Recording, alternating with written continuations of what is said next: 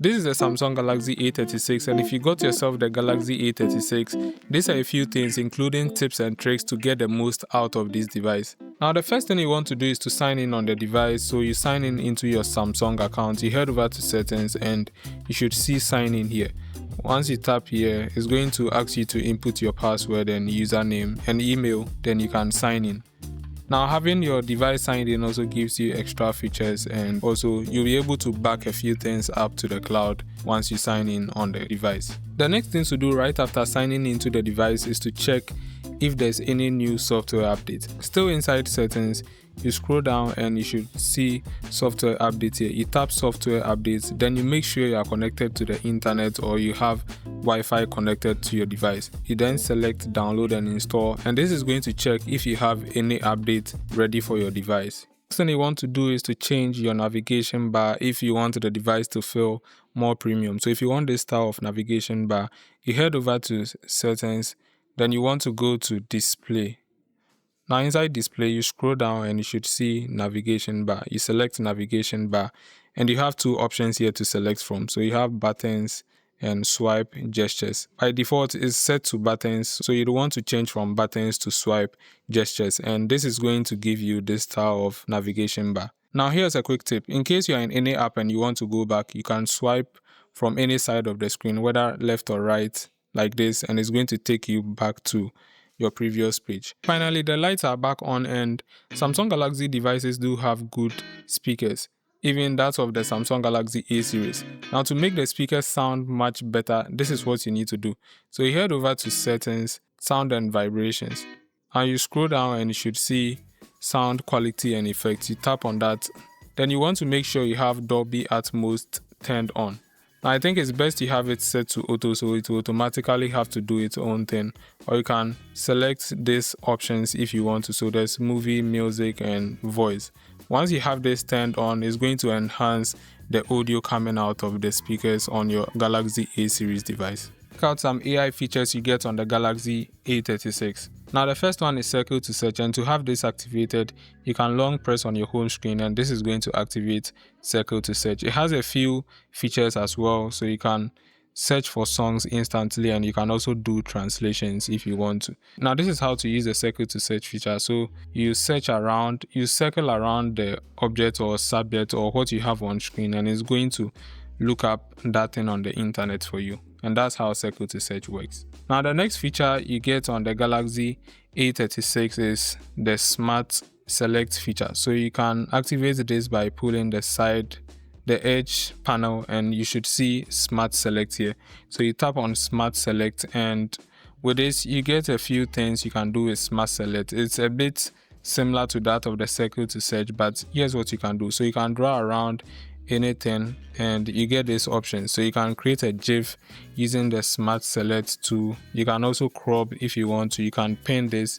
You can instantly copy this and paste somewhere else, and you can also share this instantly if you want to and have this downloaded, which if you want to download, I think is going to be best in cases where you want to use an image as your wallpaper, and you can easily use this feature to do that. Now the next AI feature you get is in the gallery. So inside your gallery app, you tap on the pen tool, and this is going to take you to the photo editing page. You select this last one, which is the tools. Now you should see object eraser. I think this already explains itself, and it allows you to easily erase anything from an image. Now what does the now bar do? So it displays information such as live notifications. Now to access this feature, you want to head over to settings, then you scroll down to lock screen and AOD, and you should see now bar here. You select now bar and you can have this turned on for a few apps.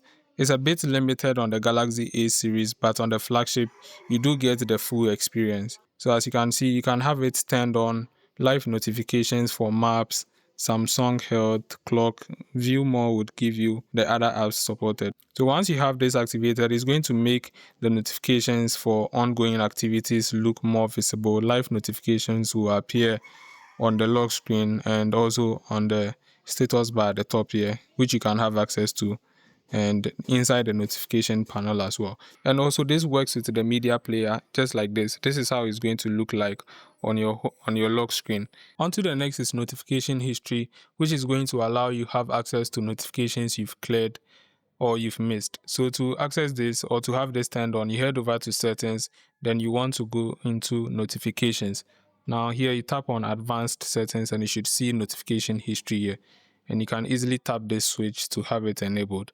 So once you have this enabled, you should be able to check in on notifications you missed. This feature is very essential, and I think if you really care about your eyes, you have to have this turned on. So still inside settings, you go to display and you should see eye comfort shield. So you tap on this, then you tap this switch to have it enabled. So once you have this feature enabled, it's going to keep your eyes comfortable by limiting blue light, and also it's going to make the colors look warm, which can have it set to adaptive and is automatically going to turn on when the time is due, or you can set a custom time for it. And you can also tweak the color temperature if you want to using this slider. This next feature is for anyone who has applied a screen protector onto the device display, and having this turned on is going to increase the sensitivity of your screen. So still inside settings, you go to display, then you want to scroll down to the bottom and you should see touch sensitivity. And this is going to increase the touch sensitivity of the display, and you should be able to use your device without any issue. Now the next feature you want to have turned on is auto blocker. So you head over to settings,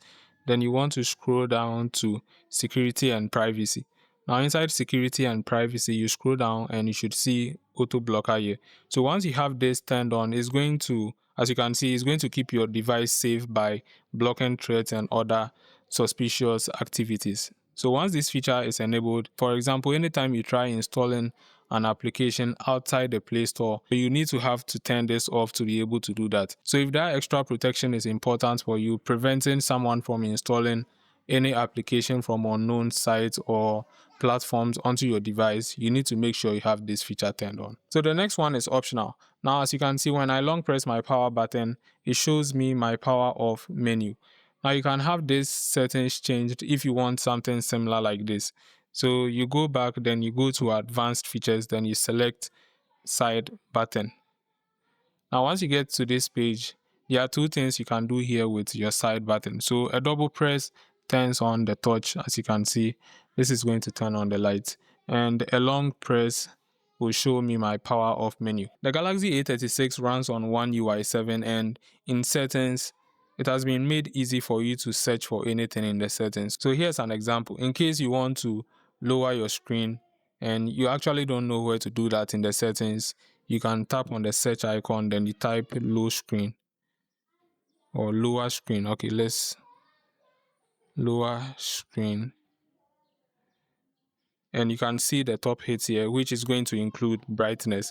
So as you can see, once you tap on it, it's going to take you to where you can find your brightness slider, and you can now make adjustments if you want to. Having this next feature on is also going to come in handy, and at least your power button will now have some rest. I mean, you go back, then you want to go to advanced features.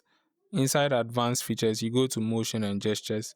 Then you want to make sure you have double tap to turn off screen. So once you turn this on, you'll be able to double tap to turn off your display. Okay, so any empty space on your display. So this is going to turn off your display, and very easy. There are a few ones you can also have turned on: lift to wake, double tap to turn on screen, and also my other favorite is alert when the phone is picked up. So in case you missed any call or messages, once you pick up the device is going to vibrate to alert you if you would be playing games on the device. And this should also help improve the gaming performance. So still inside advanced features, you want to scroll down and there's a new feature here, game booster settings. Now once you tap on this and it takes you to the game booster settings page, you want to tap on game optimization, and you can now select between balance, battery saving, and performance. So if you want your device to blast in performance, you can have it set to performance mode, and if you want a balanced performance, you can also have it set to balance.